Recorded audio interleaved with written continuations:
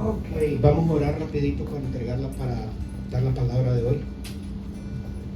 Padre, en el nombre de Jesús te damos gracias, Señor. Gracias por este día, por las personas que desafiaron los elementos, Señor, y que están aquí, Señor, dispuestos a escuchar una palabra tuya, Señor, a aprender más, Señor, de tus enseñanzas. Eso.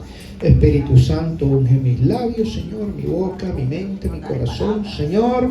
Danos palabra para que podamos ser receptivos, Señor. Hoy escucharemos tu palabra, la creeremos, Señor, la meditaremos, Señor, la procesaremos, Señor, y la ponemos en práctica, Señor. Gracias, Señor, porque no saldremos de aquí igual, Señor, sino que saldremos con una unción de tu Espíritu Santo, con un rema, Señor, con una palabra en nuestros corazones que haga las modificaciones, los cambios que tenga que hacer, Señor, en nuestra vida, para que nosotros podamos mejorar, Señor, y ser cada día y asemejarnos al varón perfecto, que es Cristo Jesús, Señor y Salvador nuestro. Amén, amén y amén. Bendiciones a todos. La palabra que hoy les traigo es: ¿existen los profetas? Vamos a ver qué dice la Biblia al respecto. Amén. También la Biblia los llama videntes. Amén. Y existen dos bandos, el de la oscuridad y el de la luz. El de Cristo y el de, ya usted sabe quién, el innombrable, el chamuco. Amén. Pero de que existe el don, existe. Pero vamos a ver qué Dios nos dice acerca al respecto. Pero antes, para entrar en el desarrollo de la pregunta, vamos a ver qué es o qué se entiende por profeta, ¿verdad? El diccionario dice: persona que hace predicciones por inspiración divina. Este es el diccionario. Persona que hace predicciones a partir de ciertos indicios o señales en el nombre de Dios. Existen profetas en masculino, y si es hembra, si es mujer, es profetiza. ¿Ok? La palabra profeta procede del latín profetía y del griego profeteira. Quiere decir predicción que se hace por inspiración divina o sobrenatural. Las profecías del profeta Isaías es un ejemplo. Jeremías fue otro profeta. Daniel fue otro profeta. 2 dice: acción de predecir un hecho futuro gracias a la inspiración divina. En el Antiguo Testamento, Yahweh concede a sus profetas el don de la profecía. Quiere decir que la profecía es un don. 3. Don sobrenatural, que consiste en conocer por inspiración divina las cosas distantes o futuras. ¿Ok? Don sobrenatural para pronunciar o revelar algo oculto por inspiración de Dios. Esto es todo lo que hace un profeta. Por ejemplo, cada uno de los libros canónicos del Antiguo Testamento en que se contienen los escritos de cualquiera de los profetas mayores, como por ejemplo la profecía de Isaías, Jeremías, Ezequiel y la de Daniel, se han ido cumpliendo a través de los tiempos y de la historia hasta hoy. Amén. 6 dice: juicio o conjetura que se forma de algo por las señales que se observan en ello. O sea, en el Antiguo Testamento los profetas también pronunciaban juicios o castigos sobre el pueblo de Dios. Amén. 7. Libros canónicos del Antiguo Testamento que contienen los escritos de los 12 profetas menores. O sea que en el cristianismo, a diferencia del judaísmo y del islam, por razones de estudios teológicos, dividieron a los profetas en mayores y menores. Somos los únicos que hacemos eso en el cristianismo. Islam no lo hace, ni el judaísmo. Para entender, son mayores por la extensidad de sus escritos, no porque hayan hecho más milagros, sino por la mayoría de sus escritos, que son más grandes. Por eso los llaman profetas mayores. ¿Qué nos enseña la Biblia acerca del trabajo de un verdadero profeta? Porque los hay falsos. Amén. Portan el don, pero son falsos. Que sus predicciones son certeras. O sea, un profeta de Dios te va a dar una predicción exacta.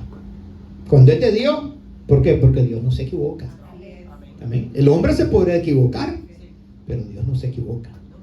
Amén. Eso es cuando un profeta es de Dios. Cuando no es de Dios, te va a salir con un cuento chino. Amén. El profeta, vamos a ver un ejemplo de un profeta. El profeta Daniel en Babilonia interpretó el sueño del rey Nabucodonosor, que ningún mago, astrólogo, sabio y adivino le pudo interpretar acerca de un gran árbol que él vio en su sueño, que con su sombra gigante cubría la tierra, y todos los animales iban a refugiarse debajo de su sombra. De repente dice Nabucodonosor que se espantó, que vio un ser celestial bajar y pegó un grito que cortaran el árbol, y el árbol fue derrumbado, pero no tocaron ni sus raíces ni su tronco, sino que lo encadenaron. El rey se despertó con esta pesadilla, este sueño, y llamó a los chamanes, a los brujos, a los adivinos, y nadie le podía interpretar nada, y a los sabios de aquella época, y llamaron a Daniel, y Daniel les termina interpretando el sueño. Vamos a leer cómo es que un verdadero profeta se desenvuelve en Daniel 4, 28 al 37. Vamos a ir a la palabra en el nombre del Padre, de su Hijo Jesucristo y de su Santo Espíritu. Amén.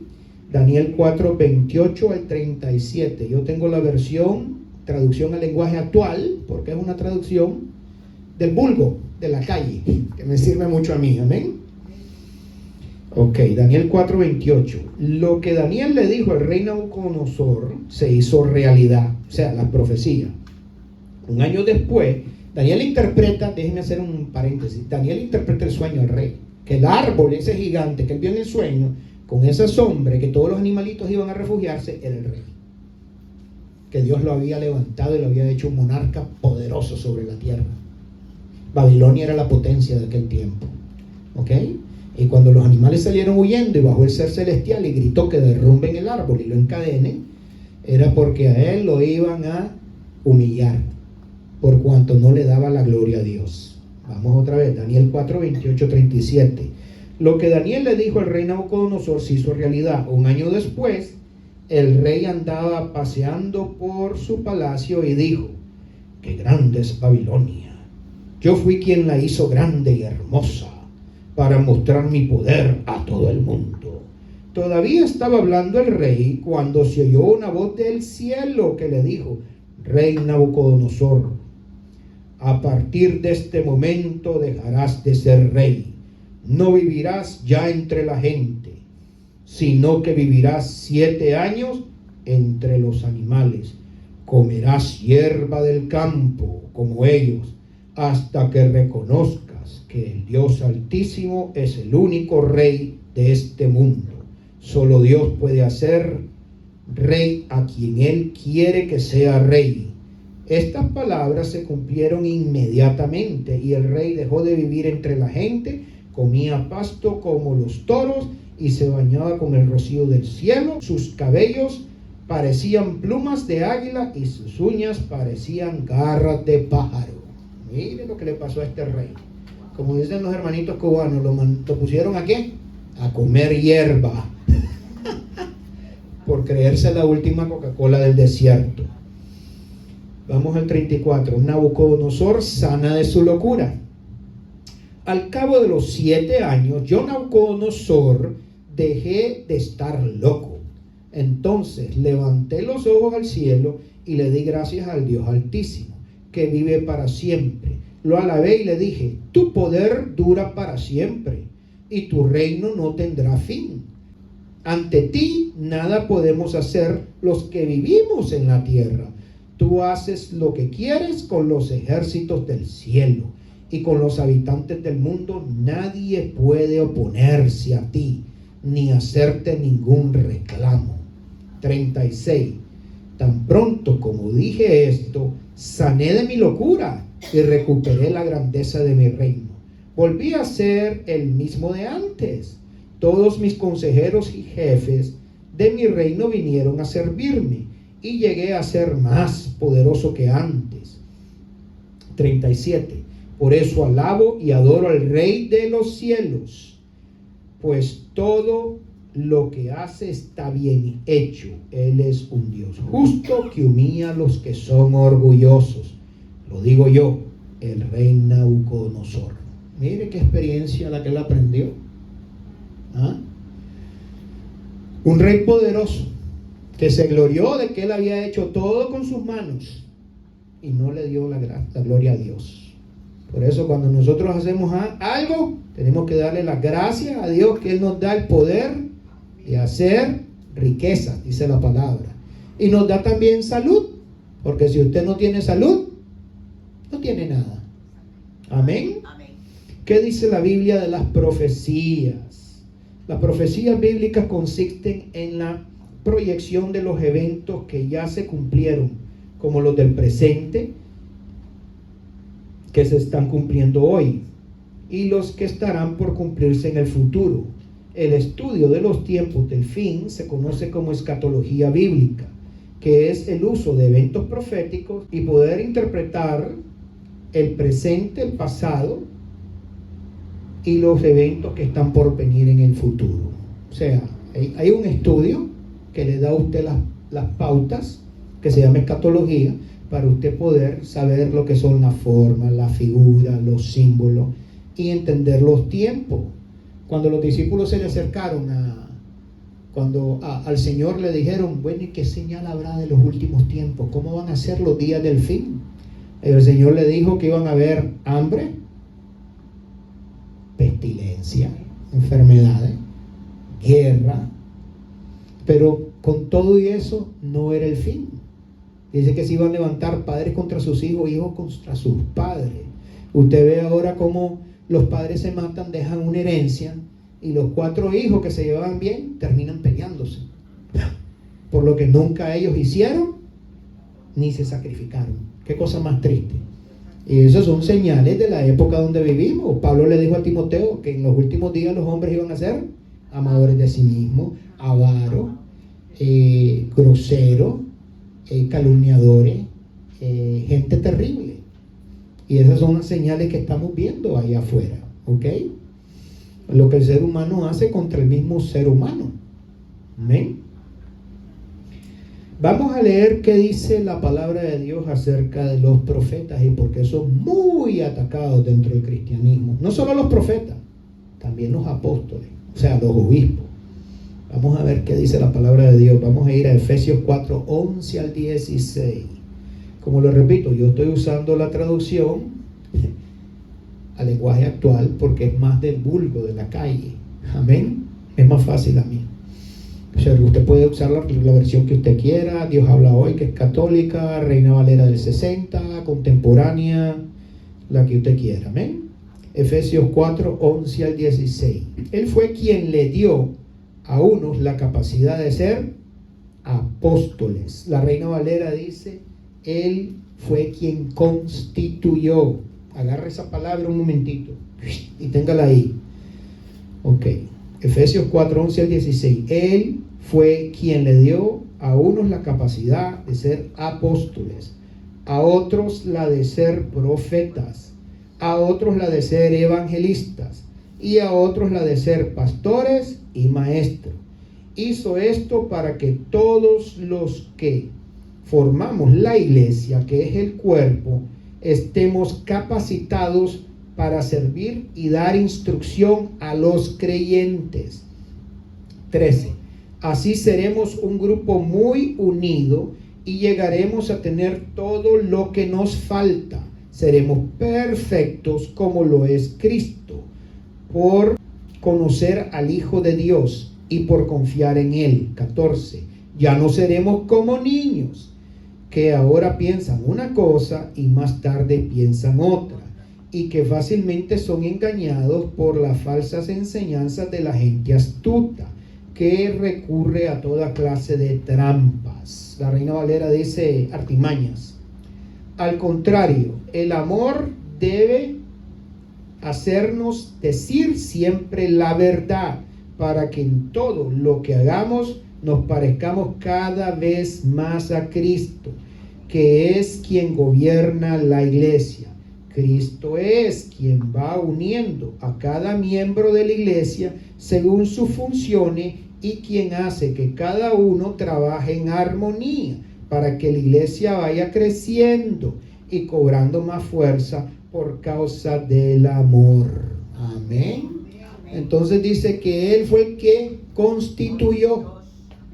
Amén. Le dije hace un minutito, agárreme esa palabra, 1 minuto. ¿Ok?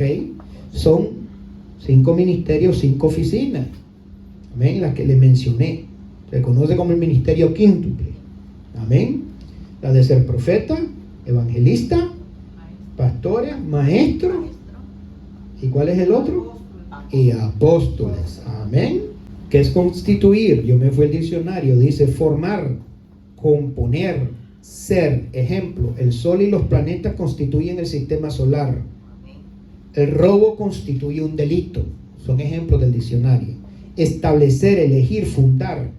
Ejemplo, constituir una familia, un estado, constituirse en tribunal. 3. Asignar, otorgar, dotar a alguien o algo de una nueva posición o condición. Ejemplo, el testamento le constituyó heredero universal. 4. Este es el diccionario de la palabra constituir. 4. Obligar a alguien a hacer algo. Ejemplo, constituir en una obligación. 5. Asumir obligación, cargo o cuidado. Ejemplo, se constituyó en fiador, es decir, en responsable de la deuda. Así que tenga mucho cuidado cuando le pidan una firma por ahí. Que a mí ya me la pidieron una vez y la broma me salió en $120,000 por una propiedad. Y aprendí mi lección. Gracias a Dios, pues restablecí mi crédito. ¿Qué nos aconseja la Biblia con respecto a los profetas de Dios? ¿Cómo debe ser nuestra actitud con ellos? Segunda de Corintios 20 al 20. Vamos a ver qué nos aconseja la Biblia con estos videntes, con estos profetas de Dios. Ponte que estamos hablando de los profetas que son de Dios, no del otro bando. Segunda de Corintios 20, 20. Y cuando se levantaron por la mañana, salieron al desierto de Tecoa. Y mientras ellos salían, Josafat, estando en pie, dijo: oídme, Judá y moradores de Jerusalén, creed en Jehová vuestro Dios y estaréis seguros. Creed a sus profetas y seréis prosperados. Amén. Entonces la profecía aquí me da a entender que tiene 2 elementos: el profeta que le imparte y yo que la recibo. Si yo no lo creo, ¿qué va a pasar? No va a suceder. No porque el profeta sea falso, sino por mi incredulidad, por mi falta de fe. Amén. Aquí está bien clarito. Amén. Creed en Jehová vuestro Dios y estaréis seguros. Creed a sus profetas y seréis prosperados. Para que una profecía germine, prospere, el terreno tiene que ser apto, porque es como una semilla. Amén. Yo sé que la voy a regar con mi fe. Amén. Y va a brotar y se va a manifestar. Pero si yo no creo, ¿qué dice el Señor en su palabra? Que para el que cree, todo le es posible. Y para el que no cree, no hay nada. No hay nada. Y que para Dios no hay imposibles. Amén. Así que es una cosa de creerle al Señor. Amén. Vamos a 1 de Corintios 14 del 1 al 13. Aquí nos da unas pautas acerca de las profecías. Primera de Corintios 14, 1 al 13. Dice: el hablar en lengua y las profecías. Seguid el amor y procurar los dones espirituales. ¿Qué hay que seguir? El amor. Sobre todas las cosas hay que seguir el amor. Y procurar, o sea, anhele los dones espirituales. Pero sobre todo que profeticéis. Este es Pablo hablándole a la iglesia. Porque el que habla en lengua no habla a los hombres, sino a Dios. O sea, aquí está hablando Pablo del don de lengua. Que eso, usted habla misterios con Dios, pero eso es algo privado entre usted y Dios. Amén. De su espíritu con el espíritu de Dios. Porque el que habla en lenguas no habla a los hombres, sino a Dios. Pues nadie le entiende. Aunque por el espíritu habla misterios. Pero el que profetiza habla a los hombres para edificación, porque él ya habla en lengua que nosotros podemos entender. Amén. Pero el que profetiza habla a los hombres para 3 cosas: edificación, exhortación y consolación. Estos son los elementos que tiene que tener una profecía. Si no los tiene, es cuestionable y le están dando una falsa profecía. Amén. El 3 dice, pero el que profetiza habla a los hombres para edificación, exhortación y consolación. El que habla en lengua extraña a sí mismo se edifica, pero el que profetiza edifica a la iglesia. Así que quisiera que todos vosotros hablaseis en lengua, pero más que profeticéis, porque mayor es el que profetiza que el que habla en lenguas, a no ser que las interprete para que la iglesia reciba edificación. O sea, que esté el otro caso de que la persona que está hablando en lengua, alguien se levanta y está interpretando ese misterio de lo que está hablando, amén, que se edifica la iglesia para que nosotros podamos entender. Ahora pues, hermanos míos, el 6, si yo voy a vosotros hablando en lengua, ¿qué os aprovecha? Si no os hablare con revelación o con ciencia o con profecía o con doctrina, ciertamente las cosas inanimadas que producen sonido, como la flauta o la citarra, si no dieren distinción de voces, ¿cómo se sabrá lo que se toca con la flauta o con la citarra? La 8. Y si la trompeta diere sonido incierto, ¿quién se preparará para la batalla? Así también vosotros, si por la lengua no diere palabra bien comprensible, ¿cómo se entenderá lo que dices? Porque hablares al aire, tantas clases de idioma hay seguramente en el mundo, y ninguno de ellos carece de significado. Pero si yo ignoro el valor de las palabras, seré como un extranjero para el que las habla, y el que habla será como extranjero para mí. Así también vosotros, pues, que anheláis dones espirituales, procurar abundar en ellos para edificación de la iglesia. Por lo cual, el que habla en lengua extraña pide en oración poder interpretarla. Es decir, de nada le sirve a una persona, cuando está reunida con otras, hablar en lengua si esta no se interpreta, porque no queda con fruto.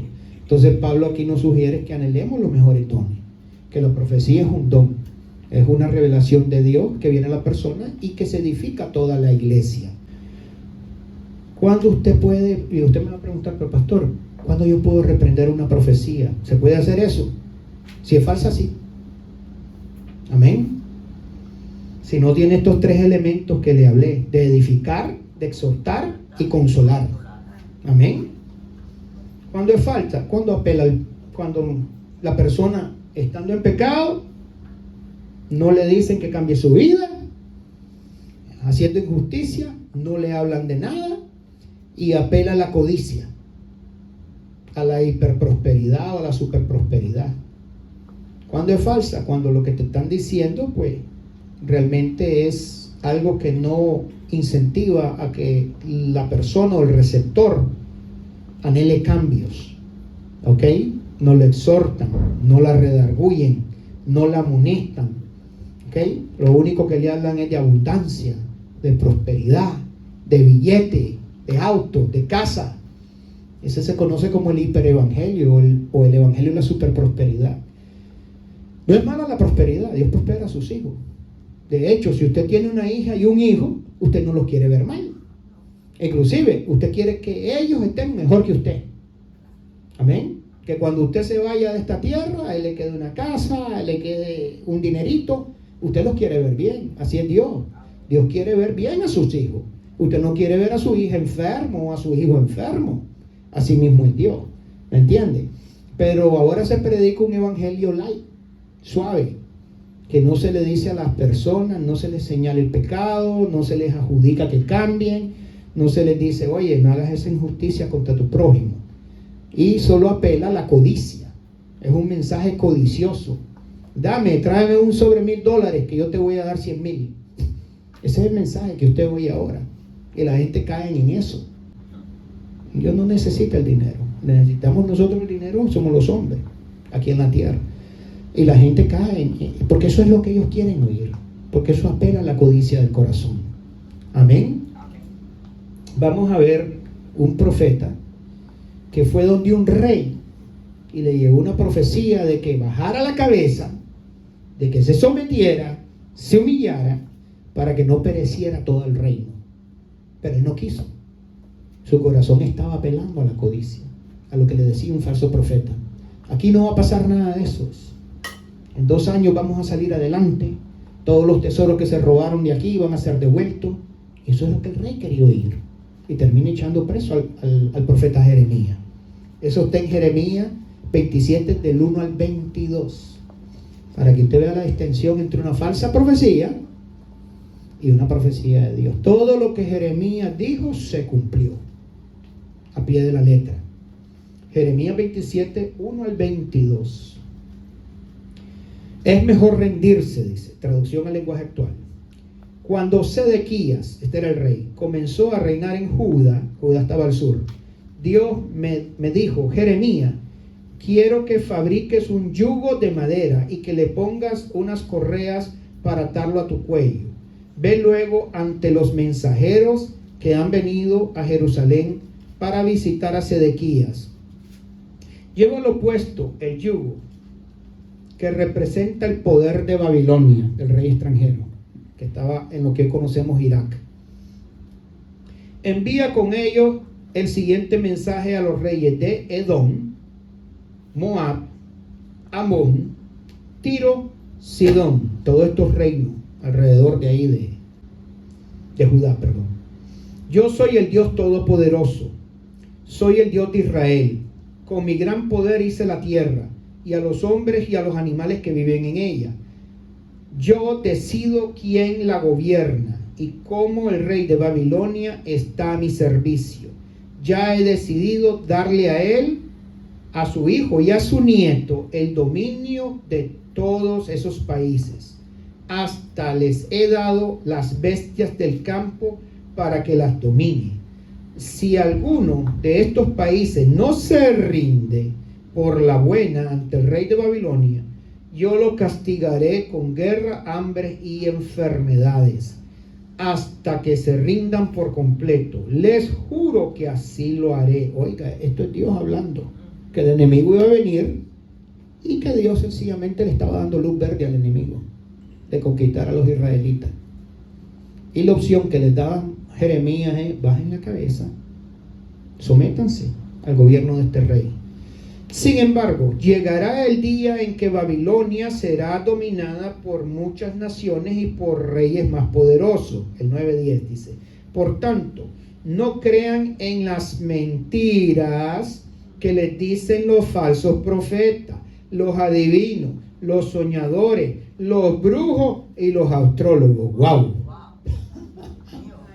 Así que hay que tener cuidado quién le trae una profecía o de qué bando viene. Ellos les aconsejan que no se rindan ante el rey de Babilonia, pero si les hacen caso serán llevados presos a otro país y ahí morirán. 11. En cambio, a la nación que se rinda por completo al rey de Babilonia y se ponga a su servicio, yo la dejaré en su propio país para que viva en él y cultive la tierra. Les juro que así será. Este es Dios hablando. 12. Al rey Sedequías le di el mismo mensaje y además le dije: si usted quiere seguir con vida, ríndase y póngase al servicio del rey de Babilonia y de su pueblo. 13. Tal como Dios lo ha dicho. Si no lo hace, morirá a causa de la guerra, el hambre o la enfermedad. Será una locura no obedecer a Dios. No confíes en esos profetas que le aconsejan no rendirse. Ellos dicen que hablan de parte de Dios, pero Dios mismo ha dicho que no los ha enviado. Esos mentirosos solo conseguirán que Dios los expulse de esta tierra, y tanto ellos como usted morirán. También hablé con los sacerdotes y con el pueblo y les dije: Dios me manda a decirles que no les hagan caso a esos profetas. Oiga, hasta los sacerdotes les estaban haciendo caso y el pueblo. Ellos aseguran que muy pronto los babilonios van a devolver los utensilios del templo de Dios, pero son puras mentiras. 17-18. Si esos profetas de veras hablan de parte de Dios, mejor que le pidan que los babilonios no se lleven los utensilios que aún quedan en el templo, en el palacio del rey en Jerusalén. Repito, no les hagan caso, mejor ríndanse al rey de Babilonia y seguirán con vida. ¿Qué necesidad hay de que ustedes en Jerusalén sean destruidos? 19:21. Cuando el rey de Babilonia se llevó preso al rey Joaquín y a la gente importante del país, no se llevó todo lo que había de valor en el templo y en la ciudad de Jerusalén. Dejó las columnas, el tanque para el agua, las bases y otros artículos de valor. Pero el Dios Todopoderoso les advierte que todos esos objetos serán llevados a Babilonia. Allí se quedarán hasta que Dios decida que sean traídos de vuelta a Jerusalén. Wow. Dios les manda y les da una advertencia a través del profeta Jeremías, de que se rindan, de que no le hagan caso a los falsos profetas. Pero el rey, el pueblo y los sacerdotes estaban encantados con el mensaje de paz, de prosperidad, de tranquilidad, ante un rey potente que les dijo: bueno, a mí me pagan mi tax y se me someten, y yo voy a poner gobernadores y te voy a dejar reinar. Pero él no quería estar sujeto al rey de Babilonia. Él quería andar como el chivo loco, haciendo lo que le daba la gana ante una potencia y ante un mal eminente, por estar escuchando profetas que le endulzaban el oído al rey y al pueblo, cosas bonitas. Y eso es lo que vemos hoy en día, gente que lo que le gusta es que les profeticen cosas lindas, cosas bonitas nada más, que no le hablen de cambios, que no le hablen de transformaciones, que no le hablen de proceso. Amén. Que todo es bienestar, prosperidad, abundancia.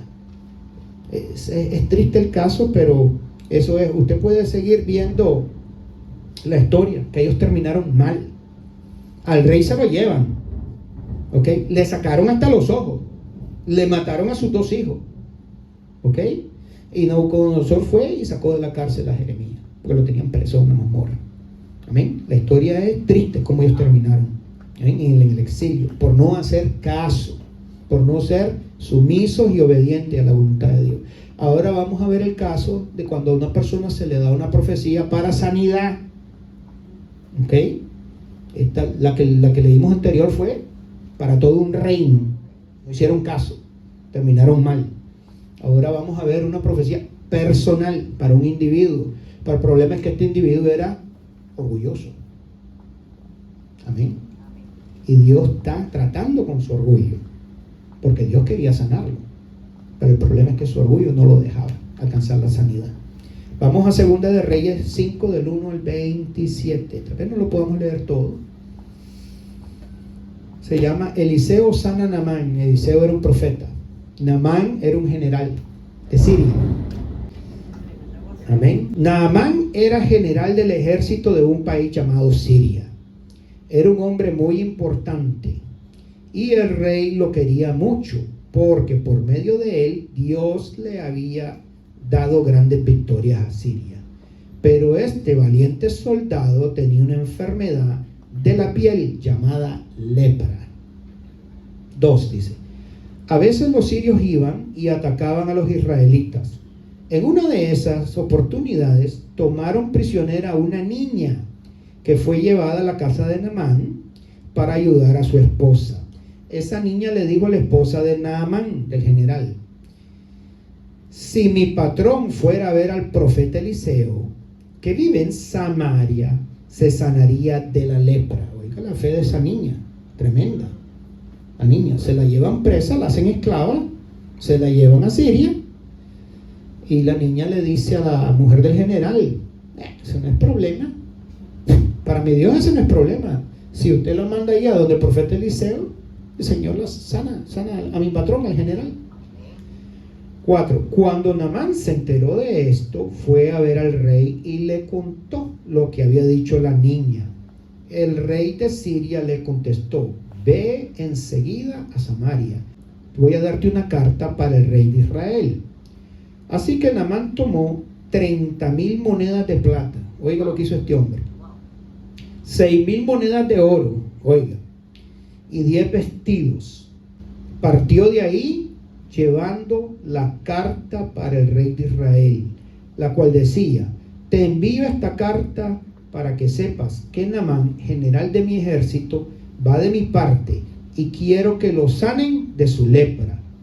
7. Cuando el rey de Israel leyó la carta, se angustió tanto que rompió su ropa y dijo: yo no soy Dios, no puedo dar vida ni quitarla. ¿Por qué el rey de Siria me manda este hombre para que lo sane de su lepra? Seguramente está buscando un pretexto para pelear conmigo. Es lo que pensó el rey de Israel. Cuando el profeta Eliseo se enteró de que el rey estaba tan angustiado, le envió este mensaje: ¿por qué rompes tu ropa? Deja que ese hombre venga a verme para que se dé cuenta de que hay un profeta de Dios en Israel. Así que Naamán fue con su carro y sus caballos, tremenda escolta, y se detuvo a la puerta de la casa de Eliseo. El 10.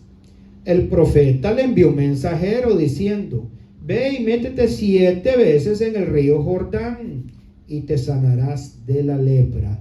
Aquí hay una parte que muchas personas cuando leen la Biblia se les escapa. La palabra Jordán es árabe y significa descender. Y el hombre era un general de alto rango. Ok, vamos a ver cómo él reacciona. Ellos hablaban en arameo en esa época. El profeta le envió un mensajero, dice el 10, diciendo: ve y métete 7 veces en el río Jordán y te sanarás de la lepra.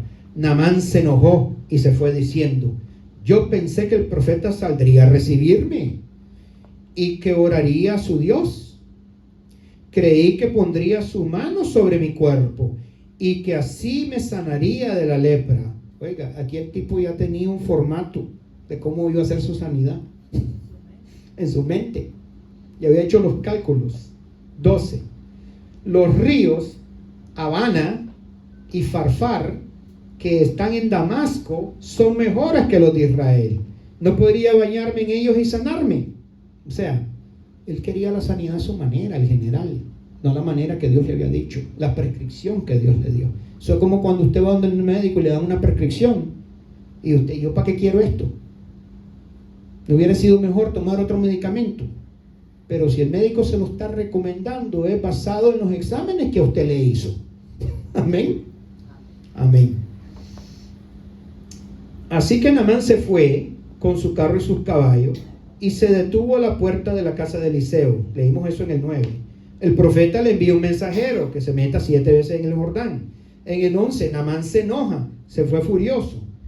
Dice: yo pensé que iba a salir a recibirme, que iba a invocar a Dios, me iba a poner la mano y iba a ser sano de la lepra. Y dijo que los ríos de Abán y de Farfar eran más limpios que los de Israel. Puede que sea cierto, no sabemos. No podría bañarme en ellos y sanarme, dice el general. Así que se fue de ahí muy enojado. Pero sus sirvientes se acercaron a él y le dijeron: Señor, si el profeta le hubiera pedido que hiciera alguna cosa difícil, ¿usted la habría hecho? Oiga, mire que como Dios, la bienaventuranza en los mismos esclavos, se le acercaron al general y le dicen: por favor, Señor, no se enoje. Si el profeta le hubiera dicho que hubiera hecho una hazaña más grande, usted no lo hubiera hecho con tal de sanarse, curarse de su lepra. Con más razón debería hacer caso y meterse en el río Jordán para sanarse. El 14 dice: Naamán fue y se metió 7 veces en el río Jordán, como le había dicho el profeta. Enseguida su piel quedó sana y suave como la de un niño. Luego Naamán y todos sus compañeros regresaron a ver a Eliseo. Cuando Naamán llegó ante el profeta, le dijo: ahora estoy seguro de que solo en Israel se adora al verdadero Dios. Por favor, acepta un regalo de este servidor. Usted puede seguir leyendo la historia. Eliseo le dijo que no, porque los milagros no están a la venta. Y ese hombre salió cargado con plata, con oro y con vestidos. ¿Amén? Para el siervo de Eliseo tuvo un enlace muy triste, porque después que él se va, le dice Naamán a Eliseo: permite que yo me lleve tierra de Israel, esta tierra es santa, para yo hacer un altar ahí en mi país y ofrecer holocausto, sacrificio solo al Dios, a Jehová. Y así fue, se llevó sus sacos y todo. Pero cuando él iba de camino, el siervo de Eliseo tenía mucha codicia, se fue corriendo a decirle: mira, que han llegado uno de los hijos de los profetas y no tenemos que darle, darnos un poquito de platica, de vestidito. Y él vino Naamán y le dio, pum, pum, pum. Y él fue y los escondió cuando llegó a la casa. Cuando Eliseo llama a su siervo, le dice: ¿dónde andaba? Le dice: no, yo no he andado en ninguna parte. ¿Cómo no? Yo en mi mente te vi. Wow. O sea, el hombre era vidente. El hombre podía ver una película de lo que estaba haciendo, de la codicia de su esclavo. ¿Cómo se fue? Yo en mi mente te vi, que fuiste donde Naamán y le pediste. Por cuanto tu codicia te ha atrapado, la lepra de Naamán va sobre ti. Y dicen que salió leproso y murió leproso. ¿Ok? Esos son los verdaderos profetas de Dios. Son hombres que tienen autoridad para decir: eso está mal. Amén. Amén. Y para corregir. Amén. Entonces los dejo con ese mensaje. Si la profecía no exhorta, no consuela, no anima, ¿ok?, no edifica, no la acepte, porque no es del Señor. Amén. Y toda profecía que apela a la codicia, a las riquezas desenfrenadas, tampoco vienen de Dios. No es malo ser rico. ¿Qué pasa cuando un profeta llega a su vida? Si la profecía no exhorta, no edifica, no consuela, no levanta, no redarguye, son profecías falsas, porque apelan a ¿qué? A la codicia. Amén. No es malo, como repito, que le den una profecía de que Dios te va a bendecir con una casa. Eso no es nada malo. Amén. Así como usted quiere que su hijo tenga una casa y esté mejor que usted, el Señor quiere eso. Amén.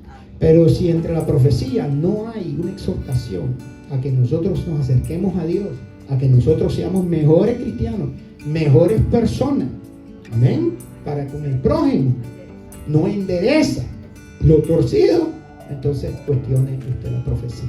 Amén. Y que Dios lo bendiga.